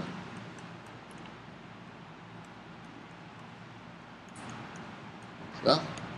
Tem que ser obedecido no meio material. As relações integrais correspondentes são fáceis, né? Circulação de E igual a 0. E fluxo elétrico, que é a integral de superfície da densidade de fluxo elétrico, integral de DDS, é a carga livre envolvida. A partir de agora, a gente vai tirar esse Lzinho aqui e vai ter que saber agora que quando eu olhar para as equações de Maxwell agora, tanto integrais quanto diferenciais, quem aparece no segundo membro da equação por divergente de D é a carga livre apenas. Carga ligada não está aparecendo, ela está embutida dentro do P, certo? Está aqui dentro. Então é diferente, né? Divergente de D é carga livre. Divergente de ε0E é carga efetiva. Certo? São coisas diferentes. Ele não vai usar mais essa equação a partir de agora, vai usar essas aqui, certo? Que são as equações de Maxwell para a eletrostática no vácuo, agora completas, levando em conta meios materiais isolantes, certo? Então tem essas, né, integrais e as diferenciais, certo? A gente vai interpretar ainda mais isso aí na próxima aula, né? Mas a partir de agora entra o D, que é a definição geral. Observe que no vácuo P igual a 0, não tem matéria, certo? Sem matéria não tem dipolo, sem dipolo não tem P, não tem polarização. Então no vácuo P vale 0. Então D é quem? Aquela definição particular que a gente falou antes, né? Que a gente já introduziu o D no caso particular do vácuo, que era exatamente essa expressão aí, certo? Então, vamos parar por aqui. Próxima aula a gente vai explorar ainda mais as propriedades dessas grandezas novas e meios materiais, né? Propriedades materiais, certo?